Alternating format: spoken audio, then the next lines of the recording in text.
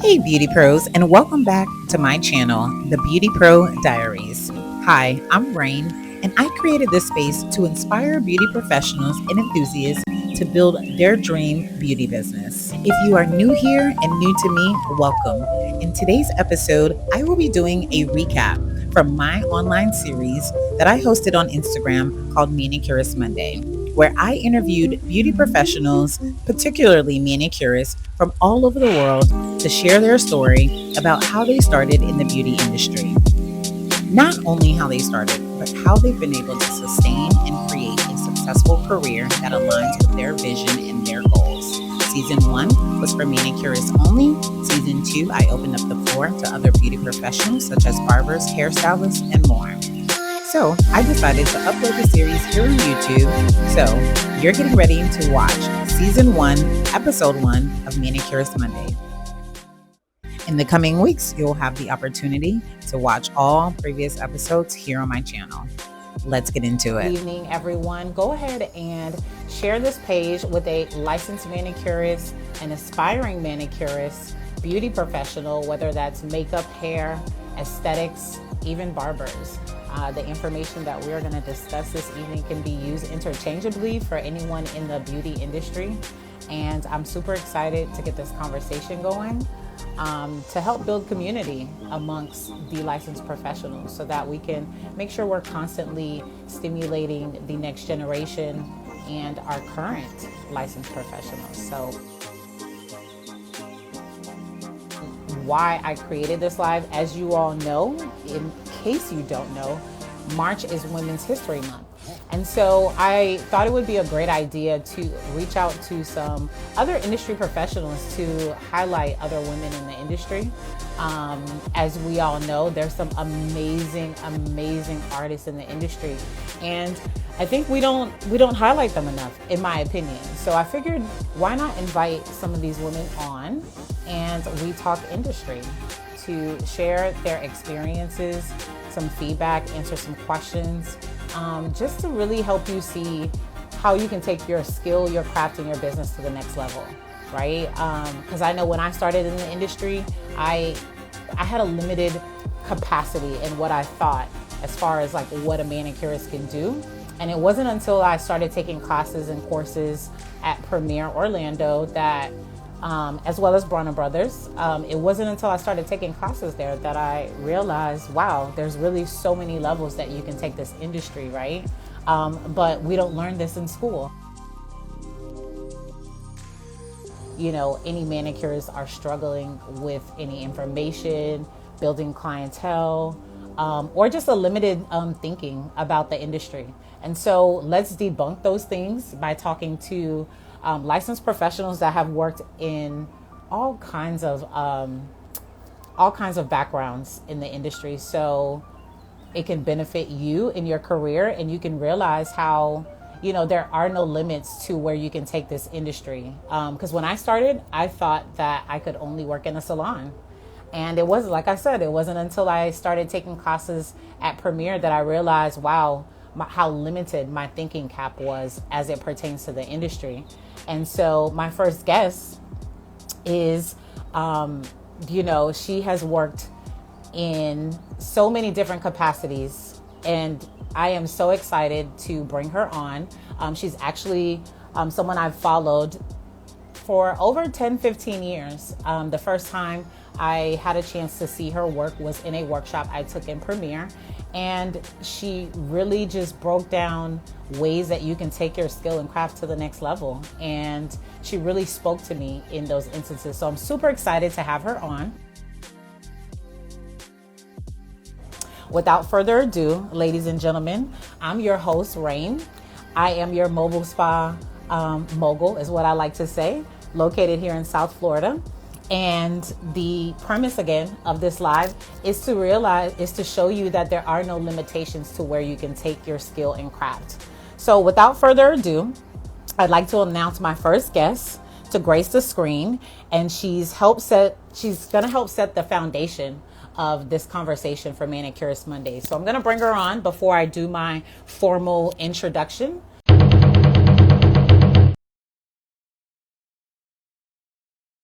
Ladies and gentlemen, welcome to the screen, Naja, aka the Nail Guru. She's an award-winning nail artist, international educator, and seasoned salon owner, a keynote speaker and published writer.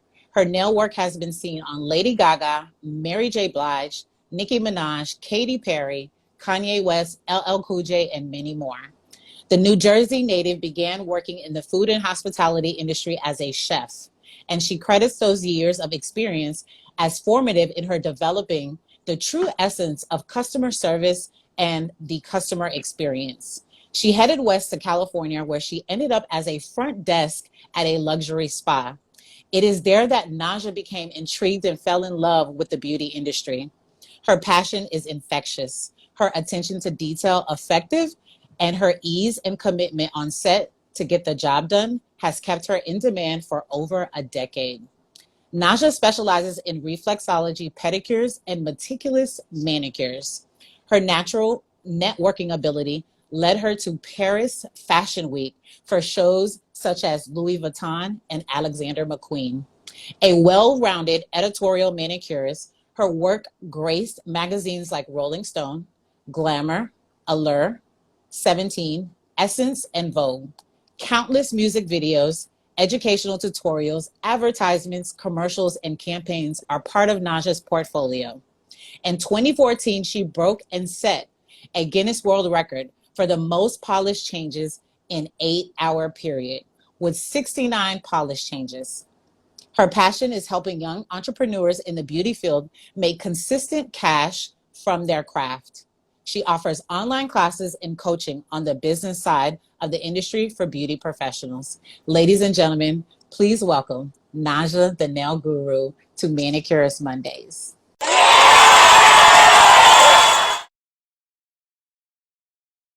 Because I really want to showcase to the aspiring and current manicurists that there are no limitations to where you can take your craft. And as I shared earlier on the live, I even had a limited thought capacity as to what can be done in the industry until I met you at the Minx class at Premiere over 15 years ago. And it really changed my sight on what can be done in the industry.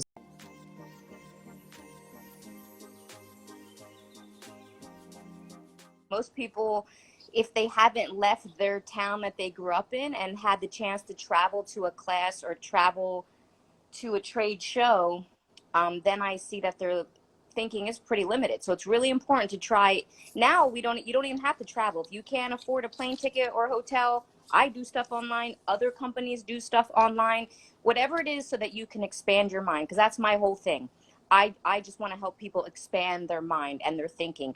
And it's really more deeply spiritual, but hey, I'm in the beauty game, so it's easy to say, hey, do you want to know how to do these nails or learn how to market yourself? But in the bio, it says published writer. So that's something I really like to tell people. One of my streams of revenue is that I get paid to write articles for both trade magazines and for beauty magazines. Roll up to those editors and say, hey, I have some ideas. Here's my 5 ideas. I mean, there's a way to write a pitch and stuff, but for instance, I'll say, I want to write an article on the 5 best skincare things to bring with you when you're traveling but doing a wedding, right? And then I interview a makeup artist. Or you could talk about how to keep your pedicure business booming during the winter. Anything to try to make money, because there's only a certain amount of hours of a day. You only have 2 hands, and it's always important to have, here's my money for clients, and then I have some kind of other income coming in case you break a wrist.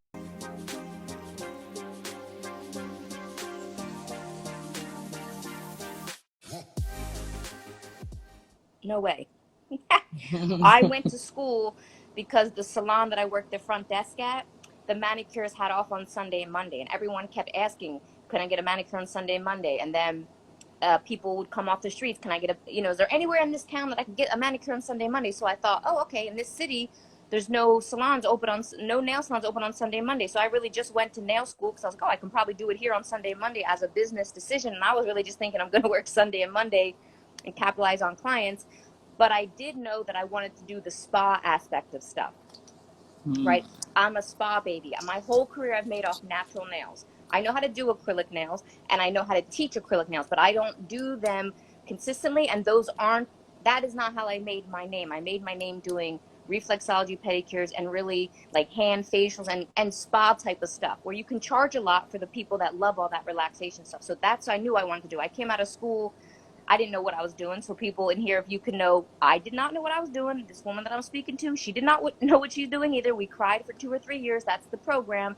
And I was taking 3 hours to do a spa pedicure. Do you know what I mean? I was using whole milk. The people were laying down on a bed. I was doing all kind of crazy stuff. But I knew I wanted to do that. I didn't know definitely didn't know I'd be doing celebrities or own a salon or be on the thing here with you being interviewed to help other people or have a Guinness World Record, be on a reality show. Never. When did your mind shift, right? You were working in this salon on Sundays and Mondays because you realized that there was a need for it. So when did you realize that you can take it to the next level? When did that light switch, what caused that light switch to go off for you? About 4 or 5 years ago, to be honest. I just was plugging along, hustling. So I worked at that place on Sunday, Monday, but remember, it was taking 3 hours. I would have went broke using whole vitamin D milk. That's pricey. So then I went to get a job at a nail spa. It was a hand and foot spa. So there I met a mentor. I was around all nail stylists. I got my speed up. I got all that. I cried all the time because I took too long. I was like, the polish is going to chip. Oh my God. Like I had so much anxiety. Met the owner of Minx Nails, then it started to see like, oh, there's like all this other stuff I didn't know. Like there's agencies for manicurists, like there's Fashion Week, like there's all this other stuff, all these events to do and those kind of things. But as far as like the next level, it's probably 5 or 6 years ago that I was like, all right, now I could like write articles, I can teach, I can give one-on-ones and every hour have a client that I'm just teaching rather than doing their feet. Like it's like, yeah, it's so cool. That like they don't think even now that I would have anxiety. It's like, but I'm still human and I still do need encouragement. I think people think, oh, when you get to a certain level, like there's a really great scene in the Lady Gaga documentary that's on Netflix. I think it's called 5'4". So in there, Lady Gaga is doing her own post. She's trying to post something on Instagram and you could tell that she's nervous. She doesn't know what to write. She's like, and then someone says, oh, don't worry. You only have 50 million people looking. And you could tell the whole energy drop. She was like, oh, like that doesn't make it any better. Like, so I was like, look, I mean, it's a human thing. It's a human thing. Don't think I might be more confident now, but that's from spending a lot of money on therapy, doing a lot of free talking events just to practice. But the anxiety is still there. I had anxiety eating my dinner before I got on the live. So it's like, but it's not like to the point where I'm paralyzed and can't do it. It's more like the thing is, I still call it anxiety, but it probably isn't. For this live, it probably was excitement because the body biologically can't differentiate anxiety, nervousness, and excited like nervousness. So I was excited, you know what I'm saying? But like people need to know that. And I'm so glad that you brought that up. Not only the anxiety component, but also the fact that you've built your brand and your skills off of natural nails. For me, I can speak personally. When I started, I thought the only way that I could really grow my business was by offering acrylics and doing nail art. And again, it wasn't until I got exposed to yourself and Meeks that I realized, like you mentioned, that there's these different components. So speak to that a little bit, to the manicurist who is, trying to master her acrylic and is, because we're our own worst critic and we want it to be perfect. So speak on, you going the natural nail route and kind of debunk the thought process that you have to have been drawing since you were like a kid in order to be able to build a clientele. Can you debunk some of those things for us? Yeah, absolutely. There's a couple things. One is that, and the funny thing, when I got onto a reality show and I was the manicurist in a hair salon on a reality show called LA Hair, when I got on that show, I started to get to go around to all of the, the quote unquote, what you would consider black cities in America, Atlanta, Houston, Dallas. And I was teaching classes. And when the people found out that I didn't do acrylic nails, I was, oh, I don't do acrylic nails, because they wanted me to do their nails. They didn't say teach me, that they wanted me to do their nails. I said, oh, I don't do acrylic. And I'm not kidding. hundreds of people like, well, then you don't do nails. Like the general public could not comprehend. And I was like, okay, well, these are my people and you love me and I love you. They're like, well, what do you, I don't, what do you do? So yes, I can see even the natural manicures probably have some trouble too. So you can make money either way, but yes, I can teach anyone how to make money as not doing acrylic nails or extensions if they don't want to do that, right? And I also made my whole career off of regular nail polish. It was right before gel polish started to come out, like probably like at the 11th year mark, and then I started to do that and offer that. But my whole thing was carrying around glass bottles of nail polish. So you can make a grip of money off of pedicures. I know some people don't like touching feet and stuff, but my pedicures were $90, period. Out of school, they were 60. Out of school, I didn't know what I was doing. They were $60. So if you can do that every hour, you can make a lot of money on natural nail service. Because here's the thing. What I've learned is there's a lot of people that get acrylics on a daily basis, right? They're acrylic girls every 2 weeks, every 3 weeks, whatever program they're on. But if you're getting out of school and you want to be able to make some money, you can easily go to do these two things. One is work at a barber shop. I worked at a barber shop. Those men come in there every week. Every week I gave them what I called a nail shape up. I gave them a trim and a cut and a little manicure, because if I said manicure, there's what does all that come with? They thought they had to get polished. So I said, what am I gonna do? I said, okay, you know what? I'm gonna call it a nail shape up, because that's what it is. They're coming for a shape up, right? Nice. You can do that, because my first 2 years of my career was only men, so I can give a meticulous manicure. And I don't know if you know, but a lot of people that are banging at acrylics and extensions, they can't give a manicure to save their life. They'll fall apart. And a manicure is important to make the stuff stay. So, it's called the prep. So the other thing is, how I made a good living is that all of my clients were not pop in, like, oh, young, fly, and flashy, let me get these long nails and these bling, and I won't see you again for another 6 months. These are professional women that work at the bank, that run the studios, that have their own business, that are lawyers, these kind of things, that have their nail appointments built into their life, into their schedule, because they have the money and they need their nails to look nice to be a professional woman. So that's how you can make a killing on natural nail services. Like I said, I know how to do acrylic. I can teach it. The problem is, and I actually really like it, especially to teach it. I love teaching the ball ratio for people. Like if you can make it look like that piece of chewing gum and move it around. But the problem is I'm allergic to it, and the smell, like within minutes, I get a really bad headache. So it's not my thing to be working all the time, but I definitely can teach people. So I'm going to start to teach classes, because I noticed that people need help with that's what people always say, the apex, staying on, all There's this. two things that you said that I want to add to, was pertaining to the acrylic nails portion that I personally experienced myself. I was one of those nail techs that I only did acrylic. And when I began working in a day spa, I was like, wow, I know how to give a manicure, but I have not given anyone a manicure in like 5 years since I've gotten out of school. And I didn't like that. And I was like, wow, I really need to, pay more attention into the clients that want manicures and not necessarily acrylics. And a lot of the reason was I was in college at the time. So that was the demand. My peers wanted their acrylics. But then when I began to work in a day spa, and I've even had people say to me, when I started doing the manicures, I'm like, hey, you can come to me for the manicures. They're like, why would I do that? They're like, I want nail art. Like, I'm not coming to you for a manicure. I could do that at home. And I'm like, no. And it wasn't until gel polish and minks hit the scene that it was a lot easier for me to transition into the manicure world. So to your point, I 110% agree. And I believe that that's the response that you got, because I personally had gotten the same response. And so I was known as the nail guru with a Guinness World Record, doing every pop star you can imagine. That they're letting me know, well, you don't do nails then. I'm like, okay. I was trained in acrylics by Poochie Nails. So most people know who Poochie Nails is, right? And Poochie, when I went to her space, and she let me know, she was honest. And most teachers should be honest and let you know this. So I'm going to tell you what Poochie told me. I went there to get a one-on-one with her on like a Sunday. We got to go to church together too, so that was really fun. amazing. But she gave me a one-on-one, but before we started class and at the end of the class, she let me know, now listen, I'm going to show you the foundation and the basics of how to do this and how I've done it for my career and how it works. But just know you are not going to leave here knowing how to do acrylics. You have to practice everything that I'm showing you. Record it, take notes, and you're going to need to practice, right? She didn't say a time limit, but for me, I say it's like 2 or 3 years of like consistently doing it, and then you'll be great and you probably won't be crying anymore. But in the beginning, there should be tears. It's very hard. You're trying to master a craft. People get so frustrated and let me know I want to give up.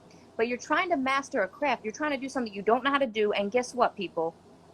You're trying to do something on 10 nails. You're trying to make 10 things look identical. 10 things. It's not 2 eyebrows, not 2 lashes. I mean, I know lashes, the individual lashes, a haircut's a lot of hair, but these are 10 things that you have to look identical. So I'm a Gemini. I lose a lot of interest after 5. I'm like, all right, I got one hand. That's good. Now, anybody else want to tap in? Because I'm like, you got to, and then you have to paint them. So it's a lot. It's a lot. So, I support anyone just know trying to perfect it. And I've also learned a lot. I taught a lot of classes with China nails in Florida, Fort Lauderdale.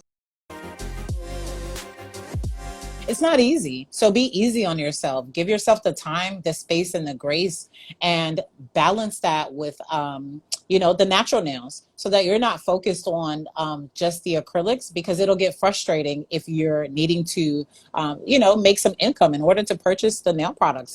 It's not cheap. If you are trying to master acrylics, be easy on yourself. It takes the consistent practicing daily in order to be able to do that.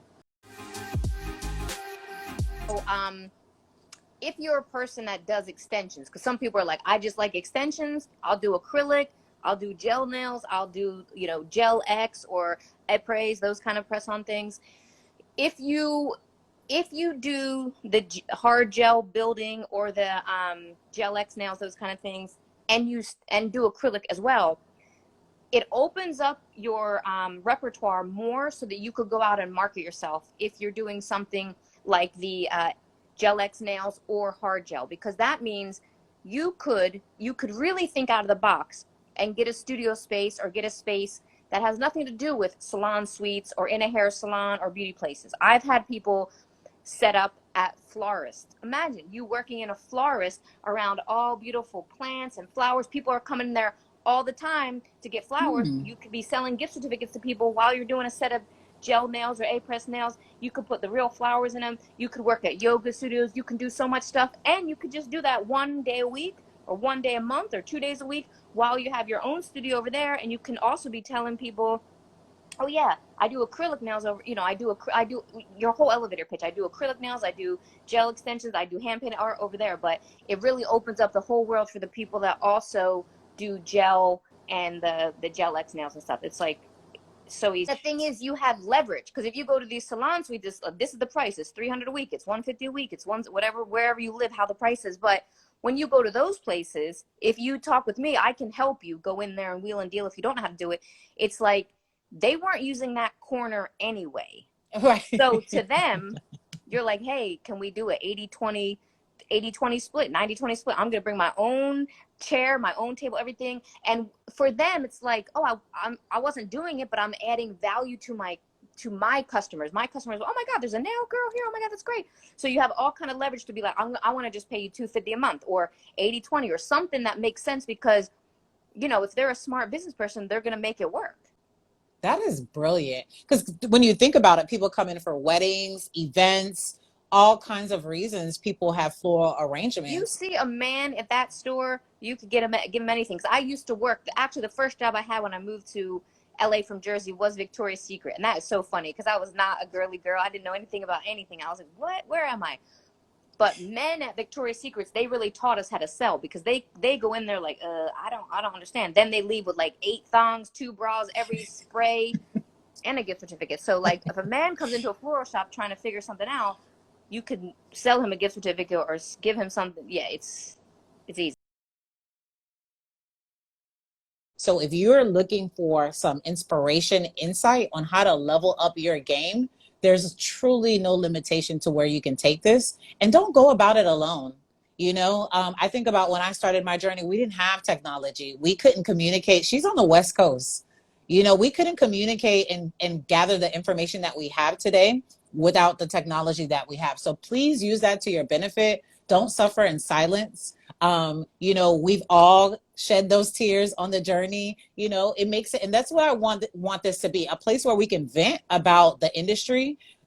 Clients, maybe, slide in our DMs, let us know. Maybe you need some conflict resolution on how to handle certain things. But again, people like Naja are available for you to maximize and use the resources that they've put together, the years of information that they've gathered.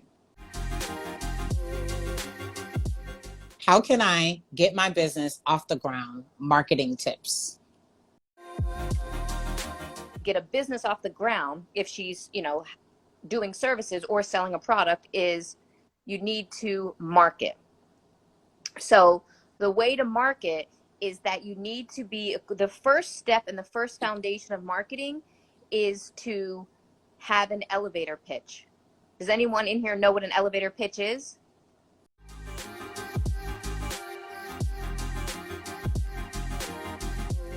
Give a snippet on how to shine in 30 seconds or 30. So that is what it is. You have to imagine you and I are in an elevator, and I'm going to get off at the 8th floor. And what are you going to say to me before I get off on the 8th floor that's going to wow me enough so that I'm like interested in your services? Not like, oh, I have to book right now, but what's going to interest me enough to follow up and try to contact or book you, or that you are memorable to me. So if you're in the elevator with me and you just say, oh, I do nails, here's my card. It's like, all right, that's cool. Or I do lashes, here's my card. You have to have these buzzwords. That's where my writing skills come in. And you can use a thesaurus. You can, when people take my classes, I have them write their elevator pitch and send it to me. And then I can say, yeah, this sounds good. Then I have them send it to me in voice notes so I can see, does it flow, does it not? But for instance, my elevator pitch when I was doing nails every day, all day, I haven't said this in 8 years, but it's still going to come across very confident because I know it. It's like, people will touch my nails because they're like, oh my God, it was so shiny. Before Chrome came out, that's what Minx Nails was, so shiny. So people were so blown away. And they're like, and I was like, oh yeah, this is Minx Nails. I do Minx Nails down the street at my salon. I do reflexology pedicures. We also serve sangria, and we have great massage chairs. Come see me. Here's my card. So in that elevator pitch, what I did was I hit on everything. I said, we do these young, flying, flashy fashion nails, Minx Nails. We also do relaxing stuff like reflexology pedicures in case the woman can't wear that. We serve sangria. Everyone gets excited if you serve. And if you're in a state where you can't serve complimentary alcohol, you can serve apple juice, water, tea, coffee, that kind of stuff. And then I also said, and we also have really great massage chairs. The other thing is, if you live in any kind of city like LA, New York, Chicago, these kind of cities, and Atlanta now too, where it's like where traffic and parking is craziness, if you have parking for your salon, that should probably be the first thing you say. There's free parking, and then get into your stuff. But you see what I did in my elevator pitch. I talked about my services. I talked about the environment. We serve sangria. We have massage chairs, right? A lot of people don't talk enough about their environment. That's another thing. I have a book, an ebook, called the Social Media Handbook for Beauty Professionals. People are just posting sometimes just pictures of their finished nails. That's really great, but it's not enough if you need clients. If you have a full book of clients, keep posting your nails. That's great. But if you're trying to attract people, I should see you. I want to see you at your workstation. I should see what the whole area looks like. If you have a really nice bathroom, show the bathroom. I just gave a class to someone the other day. She had this amazing historical cottage. She had a cottage, and that was her nail cottage. And there was no pictures of the outside of this thing on her Instagram. I was like, why not? So I think that's the important part of the elevator pitch. But the second step after you create it is to memorize it and practice it so it's super duper duper confident, because that's how you're going to market yourself when you're dropping your kids off at school, when you're going to yoga class, when you're at a party, when you're at the bank and someone says, oh, I love your hair. You belt out your elevator pitch. And if you want to work with me, I'm a really loving but strict teacher, but it helps you because I need you to know this elevator pitch so confidently and so great so you can practice it for 1 month in the car, in the mirror, to your friend, to yourself, so you know it, like an actress, a script. Like, I didn't say that thing for 8 years, and I can belt it out to you now, right? So the example I always give is that if you were in a car accident today, minor one. Your face is still looking good. You're okay, but something happened with your knee. You got to get a little surgery, and you're on the gurney with your hands out and the head thing on, like going in for surgery. And the nurse says, "Oh my God, I love your nails." What are you gonna do at that time? You give the elevator pitch and you let her know, when I'm healed up, come see me. If you want to stay in this game, that's how you have to market yourself 24/7. Because I'm not saying you have to do nails 24/7. I'm definitely not an advocate of like never not working, 24/7 working. I don't live like that and I don't want to. But you do have to market yourself 24/7. Working with, celebrity clientele. You've worked with some amazing people in the industry, and we set the foundation in how you started. And now, you built a celebrity clientele, and as well as an education forum as well. Talk to us a little bit about what it's like working with the celebrity clientele, and what do you say to someone that may be interested in pursuing building a celebrity clientele? How do I get to work with celebrities? How do I do that? First question is, where do you live? if if you want to work with celebrity clients, like you're like, for 6 years all my clients were celebrities. It's not like I did Mary J. Blige and then that's that. Then I'm saying I'm a celebrity stylist. This was like every week it's like Lady Gaga, Mary J. Blige, Katy Perry. These were my clients. So you really need to live where that type of filming is going on, which nowadays, well, before it used to just be, I'd be like, it's LA, New York, maybe Miami, right? Now it has expanded. It's LA, New York, Miami. North Carolina does a lot of filming. I have a client there, a student that I have taught her, and she's working on set all the time. So Atlanta, you know how Atlanta, they were like, okay, it's the Black Hollywood, but now it's North Carolina. So they do a lot of filming in Atlanta, a lot of filming in North Carolina. So if you're not living in those kind of places, it's very tricky. Sometimes people are like, well, I live in DC or I live in Delaware. That's close to New York. Can I? And I was like, not exactly, not for nails, because they call at the last minute. You know what I mean? So that's one of the things I want to tell. Just so you know, in every city, you can live in Ohio, you can live in Texas, every city has their celebrities. There's the politicians, the sports stars. You can mix and mingle with the people that run the large concert halls if there's concerts, because celebrities will come through there, right? So there's newscasters. There's all kind of stuff that you can do within your city if it's not going to be these type of pop stars. Why am I not doing it anymore? Right? I'm still good. I just did a campaign for Lady Gaga 3 days ago for her makeup line. But why am I not doing it on a consistent basis? I'm not doing it right now on a consistent basis because I don't like that schedule. So you have to realize that schedule is, you have no rhyme or reason or idea when you're working. It's not like you're at a salon and it's like, okay, you work 10 to 6, you might take a late client, here's your desk, here's all this. I committed to do that work for a number of years because I knew people would, I don't know about respect me more, but people are willing to listen to you more because you touch celebrities. I'm from Jersey and jaded. I could care less. I mean, I was happy to do Mary J. Blige, but anyone else is like, whatever. But Mary J. Blige was my childhood musical idol, so that was a real gift from God, and I still get geeked talking about it. But it's like that schedule is, I'll be on the way to the movies. I'm meeting you. Okay, Patricia, me and you are going to meet at the movies, and I'm like, got a call to go do someone's nails, and I have to go. Because you really can't say no, because there's no guaranteed paycheck coming on Friday. This is my paycheck. I have to go, and you have to have friends and boyfriends. You're usually single. You don't have boyfriends in that arena because you're always like, I can't come. I can't go. I can't commit. I have to do this person's nails. People are waiting on, you'll wait outside on a porch for 4 hours. Some celebrities are late. So, but it's really fun. You get your name out there. I'm world known because I've touched these celebrities. So that's important. That's a very important thing people need to know about their schedule. You don't have any desk. I use the back of a toilet as my desk to work on Mary J. Blige. Like you know that.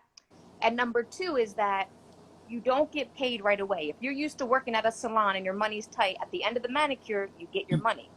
And hopefully before your manicure, you're getting a deposit or even paid up front. Like that's a whole other class, a whole other thing we can talk about.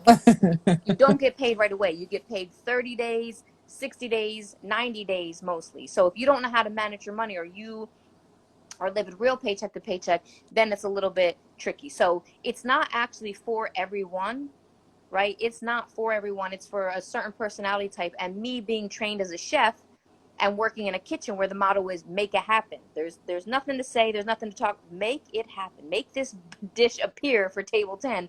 That's why I was very good in that arena, but it's too anxiety producing for me. Even when I went on set just the other day, I was like, it's amazing, but you gotta know what you're getting into. I'm glad you said that, because a couple of years ago, that was one of the things on, I think it was Now Tech Talk, that you and Athena Elliott used to have. And Poochie, people were asking her about, celebrities, why she doesn't do celebrities. And she was like, my clients are celebrities. And she touched on what you just shared. She's like, hey, I have a salon, and just that, that inconsistency didn't work for her. So the purpose of this conversation, ladies and gentlemen, is for you to decide what works for you. You don't have to do it the same way. There's a different, and that's why I had Naja touch on the different components that she's exposed herself to in her career, so that you can get that same idea to realize, like, hey, sky is the limit, and you literally can take your industry and craft to the next level. Breaks my heart that people don't do this full time that really want to, that have to work at the bank or the insurance company, because it's not because they can't figure out how to make an acrylic nail stay on. You can get that. You're going to figure it out. They can't figure out how to make money at it. They can't figure out how to get a clientele. So I teach and how to track your money. Because another thing, here's the two, I have a million things to say, but let me say these two things. Number one, if you're doing services right now and you don't take a deposit, stop it. DM me and get my help. Download Booksy. There's a link in my thing for that. Try out Booksy. It'll help you to be able to take deposits. You must take deposits. If you're not taking deposits and letting your clients run amok, it's not going to last. You're not going to have a lasting career. You must take deposits in this day and age. And the second thing is, you must know how much money you're making and spending. When I ask you, how much money did you make last week? How much money did you make last month? How much money did you make last year? And you don't have an answer for me, I'm concerned. And believe me, I used to be like this. I didn't pay my taxes for 4 or 5 years, so I am the person to learn from. All you people that are like, oh, I didn't know taxes, how, where? I learned all the hard way, so I'm giving you all the stuff I've learned. But if I ask you, how much money did you make last Friday, or how much money do you normally make in services, and you don't have an answer, my contention is you are not in business. You're not in business. You're playing around. You're not in business. You're acting like a messy artist. And I'm not calling you out. I'm calling you out with love, because I used to be this. I used to be crying, taking money out of my register at the salon, just going to the movies. I didn't know it was supposed to be separate. I didn't pay my taxes. I was a mess. But I've taken so many money classes. I spend half my salary on therapy, mental health therapy, because I've had a traumatic, volatile childhood, and on these money courses, so that I can then distill it down to you. You know what I'm saying? So those are the two things. If you're not taking deposits and you can't answer me, how much money did you make last week? You better get on my link in the bio and take something, or DM me and say, point me in the right direction, because I'll help you, because I've learned the hard way, and you can cut out half of the mistakes. I'm glad that you brought up the mental health. Maybe if your schedule permits, we'll bring you back on, because I think we don't talk enough about that in the industry as well, about mental health, dealing with clients when you already have things going on in your personal life. And bunch of crazy people. The clients and us, nuts, crazy. I'm not offended by that word. We don't have to say that word, but it's like, the beauty industry and the creatives and artists, usually that amazing creativity comes from a lot of trauma. Do you know what I mean? So it's like, there's a lot of stuff going on, and so I can help. Yes. Thank you. And I just want to thank you so much, Naja, for gracing my screen for my first Manicurist Mondays. For watching. This was our first episode of Manicurist Monday. There you have it. That's the recap of season 1 on Manicurist Monday.